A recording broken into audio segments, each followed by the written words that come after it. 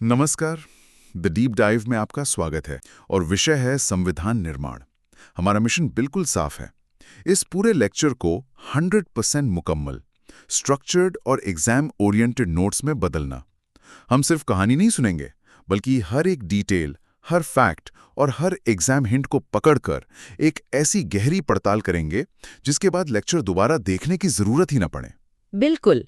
ये सफर 1934 में एम.एन. रॉय के एक विचार से शुरू होगा और 26 जनवरी 1950 को भारत के गणतंत्र बनने पर खत्म होगा। हम देखेंगे कि कैसे अलग-अलग मांगों, मिशनों, बहसों और यहाँ तक कि असहमति से गुजरकर भारत के भविष्य को शब्दों में ढाला गया है। चलिए इस ऐतिहासिक यात्रा को नोट्स की शक्ल देते हैं, बिल्कुल वैसे ही जैसे एक टॉपर बनाता है। तो इस कहानी की शुरुआत कहाँ से करें? हमारे नोट्स का पहला चैप्टर क्या होगा? लेक्चर के हिसाब से ये विचार पहली बार 1934 में सामने आया था। सही। यहाँ से क्रोनोलॉजी मतलब जो टाइम लाइन है वो बहुत जरूरी है, तो इसे ध्यान से नोट करते हैं। सबसे पहले 1934 कम्युनिस्ट आंदोलन के एक बड़े नेता थे एम.एन. रॉय। उन्होंने पहली बार ये विचार रखा कि भारत का संविधान बनाने के लिए एक संविधान सभा होनी चाहिए। ये उस समय एक बहुत रेडिकल आइडिया था। अच्छा, तो ये आइडिया एक पॉलिटिकल पार्टी से नहीं बल्कि एक इंडिविजुअल से आया था। हाँ, और इसके ठीक एक साल बाद 1935 में भारतीय राष्ट्रीय कांग्रेस (आईएनसी) ने इसे अपनी आधिकारिक मांग बना लिया। ओके। फिर 1938 में आए जवाहरलाल नेहरू। उन्होंने इस मांग को और धार दी।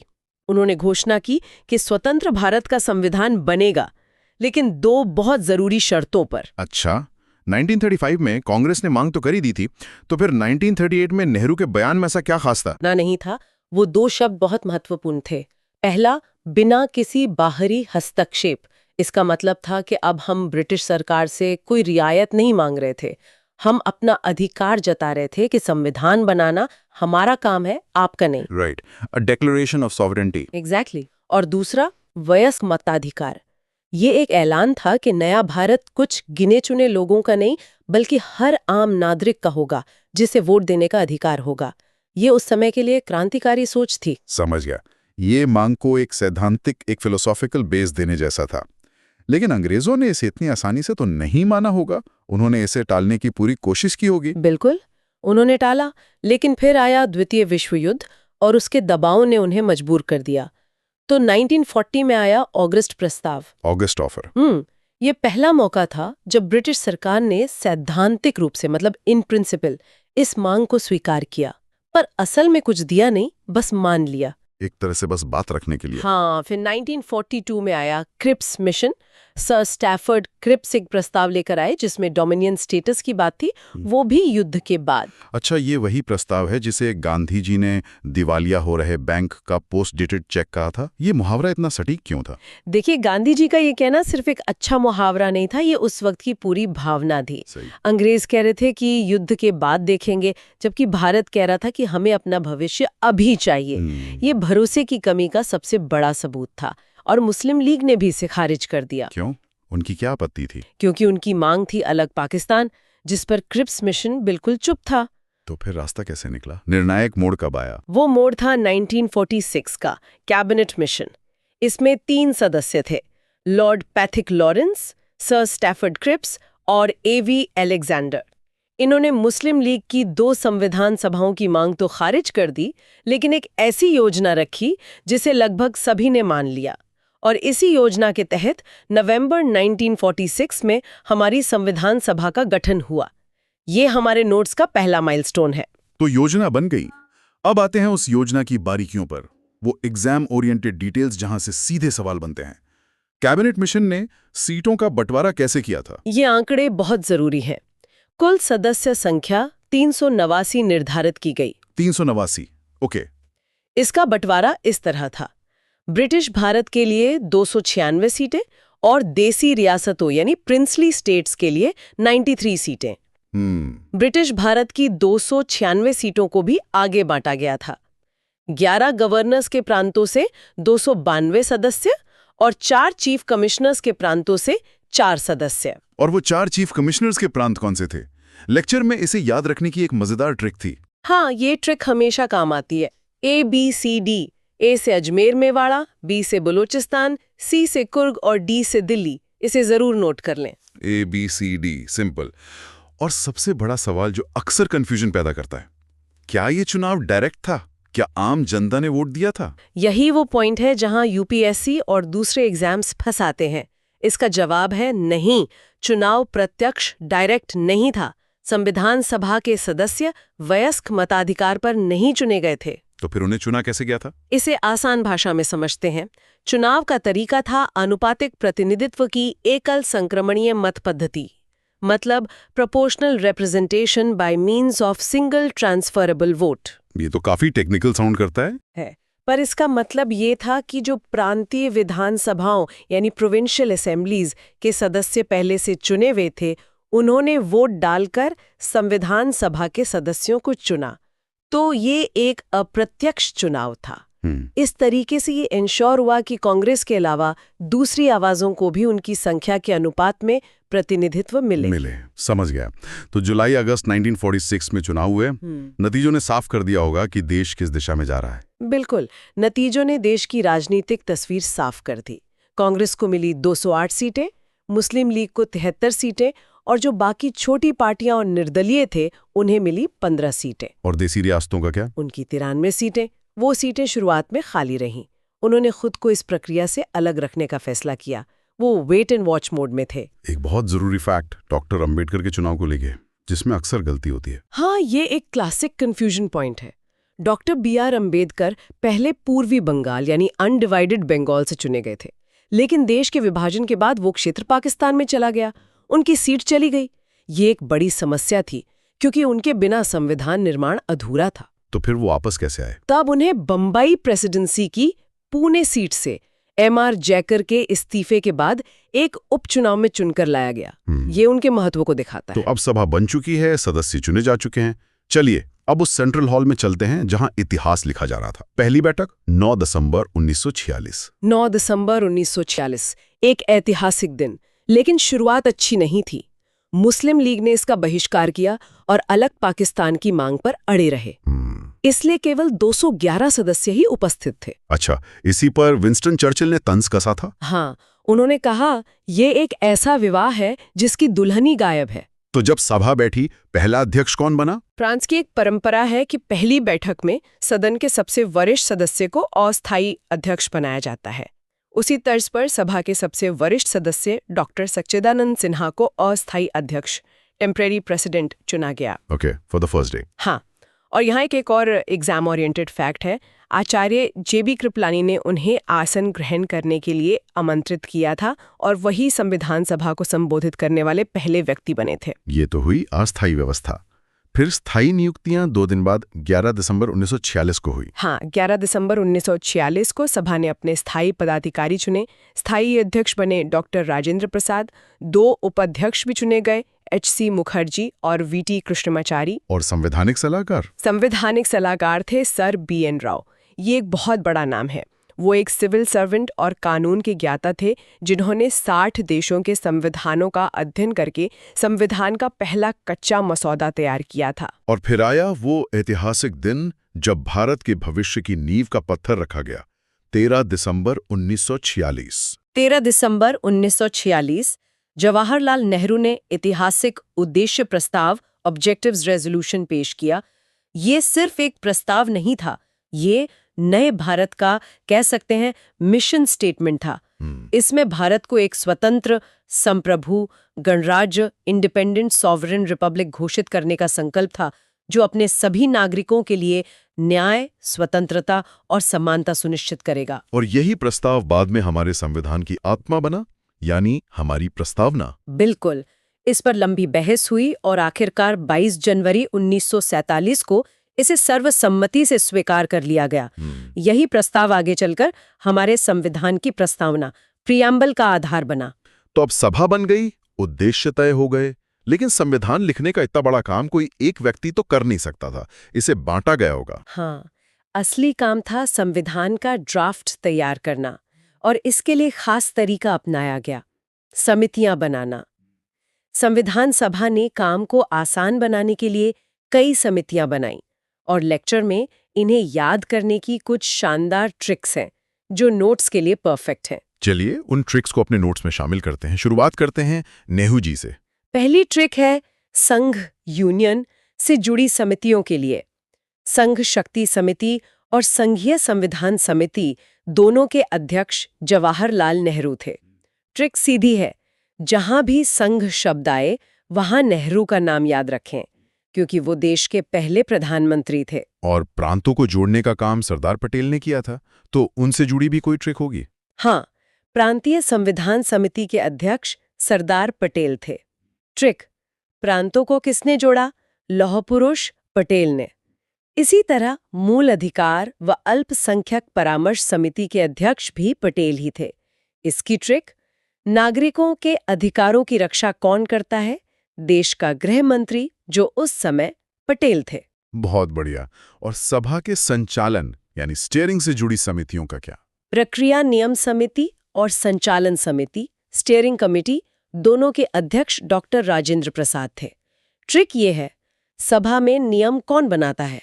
अध्यक्ष, जो उस समय राजा के समान थे, मतलब राजेंद्र। और सभा रूपी गाड़ी का स्टीयरिंग किसके हाथ में होता है? अध्यक्ष के। एक समिति को लेकर बहुत कंफ्यूजन रहता है, झंडा समिति।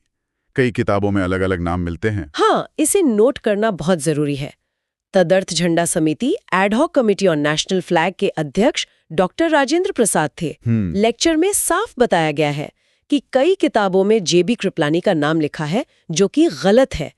तो ये पॉइंट एग्जाम के लिए 5 स्टार है। अब बात करते हैं उस समिति की जिसे संविधान का दिल और दिमाग कहा जाता है, प्रारूप समिति यानी ड्राफ्टिंग कमेटी। इसका गठन 29 अगस्त 1947 को हुआ था, यानी भारत की आजादी के ठीक 14 दिन बाद। इसमें अध्यक्ष समेत कुल 7 सदस्य थे। ये संविधान का फाइनल ड्राफ्ट तैयार करने वाली टीम थी। और इन 7 सदस्यों को याद करने की एक पूरी कहानी वाली ट्रिक लेक्चर में बताई गई थी। अंबेडकर के मित्र मुंशी और कृष्णा अय्यर तथा मचारी खेत में सादुल्ला और माधव के साथ गए। चलिए इस कहानी को डिकोड करते हैं ताकि याद रहे। अध्यक्ष तो डॉक्टर BR अम्बेडकर थे ही, फिर कुछ और बड़े कानूनी दिमाग थे, जैसे N गोपालस्वामी अयंगर, अल्लादी कृष्णस्वामी अय्यर और डॉक्टर KM मुंशी। एकमात्र मुस्लिम सदस्य थे सैयद मोहम्मद सादुल्ला। अब आते हैं उन 2 नामों पर जो परीक्षाओं में पूछे जाते हैं, क्योंकि वो बदले गए थे। अच्छा। हाँ, एक थे N माधवराव। इन्होंने BL मित्र की जगह ली थी, जो बीमार हो गए थे। ट्रिक है M से M, मित्र की जगह माधव। और दूसरे थे TT कृष्णमचारी। इन्होंने DP खेतान की मृत्यु के बाद जगह ली थी। इसकी ट्रिक है K से K, खेतान की जगह कृष्णमचारी। ये तो बहुत काम की ट्रिक्स हैं, लेकिन इस समिति की आलोचना भी तो हुई थी। नजीरुद्दीन अहमद ने इसे अपवाहन समिति, ड्रिफ्टिंग कमेटी कहा था, मतलब एक ऐसी समिति जो दिशाहीन होकर बह रही है। हाँ, उनका कहना था कि प्रक्रिया बहुत धीमी थी, लेकिन इस पे डॉक्टर अंबेडकर ने बहुत अच्छा जवाब दिया। उन्होंने कहा कि एक विस्तृत और त्रुटिहीन संविधान बनाने के लिए समय जरूरी था, क्योंकि ये सिर्फ आज के लिए नहीं बल्कि आने वाली पीढ़ियों के लिए बन रहा था। उन्होंने संविधान के मुख्य प्रारूपकार यानी चीफ ड्राफ्ट्समैन SN मुखर्जी की कड़ी मेहनत की भी सराहना की, जो इस पूरी प्रक्रिया के एक गुमनाम नायक थे। चलिए अब कुछ क्विक फैक्ट्स देख लेते हैं जो अक्सर वन लाइनर एग्जाम्स में पूछे जाते हैं। जरूर। ये आंकड़े इस पूरे काम के पैमाने को दिखाते हैं। कुल समय 2 वर्ष 11 माह 18 दिन। ये सिर्फ एक स्टेटिस्टिक नहीं है, ये लगभग 3 साल के गहन विचार विमर्श का प्रतीक है। कुल सत्र हुए 11, जिनमें 165 दिन बैठकें चली और अकेले संविधान के ड्राफ्ट पर 114 दिन बहस हुई। कुल खर्च आया लगभग 64 लाख रुपए और संविधान सभा के सचिव थे HVR अयंगर। और जो अंतिम दस्तावेज तैयार हुआ वो कोई प्रिंटेड कॉपी नहीं थी। हमारा संविधान हाथ से लिखा गया है। ये कहानी बहुत दिलचस्प है। ये कहानी सिर्फ एक रोचक तथ्य नहीं है, ये हमें उस दौर की भावना के बारे में बताती है। इसके सुलेखक यानी कैलीग्राफर थे प्रेम बिहारी नारायण रायजादा। उन्होंने खूबसूरत इटैलिक शैली में से लिखा। जब नेहरू जी ने उनसे उनकी फीस पूछी तो उन्होंने 1 पैसा लेने से मना कर दिया। उनकी एक शर्त थी, है ना? हाँ, उनकी शर्त ये थी कि संविधान के हर पन्ने पर उनका नाम और आखिरी पन्ने पर उनके दादाजी का नाम होगा। ये दिखाता है कि लोगों के लिए संविधान बनाना एक नौकरी नहीं, एक मिशन था। और इस पर जो चित्रकारी है वो शांति निकेतन के कलाकारों ने की थी, जिसका नेतृत्व नंदलाल बोस ने किया, और प्रस्तावना के पन्ने को विशेष रूप से ब्योहर राम मनोहर सिन्हा ने सजाया था। अब आते हैं उन दो महत्वपूर्ण तारीखों पर जिनमें अक्सर कंफ्यूजन होता है, 26 नवंबर और 26 जनवरी। इसे हमारे नोट्स के लिए बिल्कुल साफ कर दीजिए। इसे स्पष्ट करते हैं। पहली तारीख है 26 नवंबर 1949। इस दिन संविधान को अंगीकृत, अधिनियमित और आत्मार्पित किया गया, यानी हमने इसे स्वीकार किया और खुद को सौंपा। उस दिन 299 में से 284 सदस्य उपस्थित थे और उन्होंने इस पर हस्ताक्षर किए। अब इस दिन को हम संविधान दिवस, कॉन्स्टिट्यूशन डे के रूप में मनाते हैं। लेकिन पूरा संविधान इस दिन लागू नहीं हुआ था। नहीं, केवल कुछ अनुच्छेद लगभग 15-16 ही लागू हुए, जैसे नागरिकता आर्टिकल 5 से 9, चुनाव आर्टिकल 324 और अस्थायी संसद से जुड़े प्रावधान। तो फिर बाकी का संविधान 26 जनवरी 1950 को क्यों लागू किया गया? इस तारीख का क्या महत्व था? ये तारीख ऐतिहासिक महत्व के कारण चुनी गई। 1930 में इसी दिन भारतीय राष्ट्रीय कांग्रेस ने दिसंबर 1929 के लाहौर अधिवेशन के बाद रावी नदी के तट पर तिरंगा फहराकर पूर्ण स्वराज दिवस मनाया था।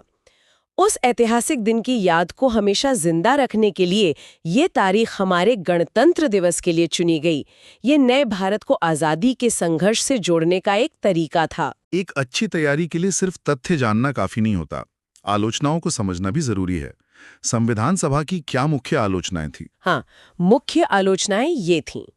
पहला, यह एक प्रतिनिधि निकाय नहीं थी, क्योंकि सदस्य वयस्क मताधिकार से नहीं चुने गए थे।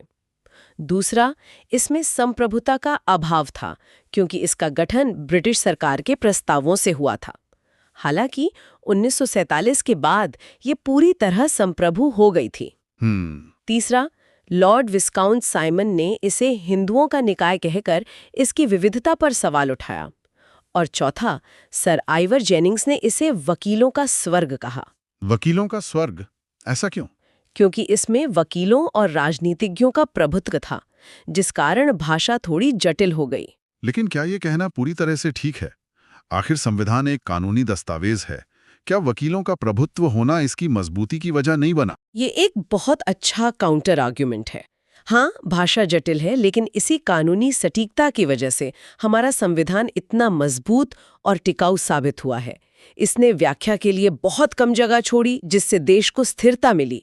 तो जो एक आलोचना है, वही इसकी सबसे बड़ी ताकत भी है। और एक बात जो इन आलोचनाओं को कमजोर करती है, वो है सभा में महिलाओं की भागीदारी। निश्चित रूप से उस दौर में संविधान सभा में 15 महिला सदस्यों का होना एक बहुत बड़ी और प्रगतिशील बात थी। और उन्होंने सिर्फ उपस्थिति दर्ज नहीं कराई, बल्कि महत्वपूर्ण योगदान दिया। कुछ प्रमुख नाम जैसे बेगम एजाज रसूल, जो एकमात्र मुस्लिम महिला सदस्य थी। दक्षिणायनी वेलायुधन, एकमात्र दलित महिला सदस्य। सुचेता कृपलानी, जो बाद में भारत की पहली महिला मुख्यमंत्री बनी। हंसा मेहता, जिन्होंने महिलाओं की ओर से तिरंगा झंडा प्रस्तुत किया। और राजकुमारी अमृत कौर, जो भारत की पहली स्वास्थ्य मंत्री बने। तो अब हम इस सफर के अंत में पहुंच गए हैं। 24 जनवरी 1950 को संविधान सभा की अंतिम बैठक हुई। उस दिन क्या क्या हुआ? उस दिन 3 महत्वपूर्ण चीजें हुई। पहला, डॉक्टर राजेंद्र प्रसाद को सर्वसम्मति से भारत का पहला राष्ट्रपति चुना गया। दूसरा, राष्ट्रगान जन गण मन को आधिकारिक रूप से अपनाया गया। और तीसरा, राष्ट्रगीत वंदे मातरम को भी अपनाया गया।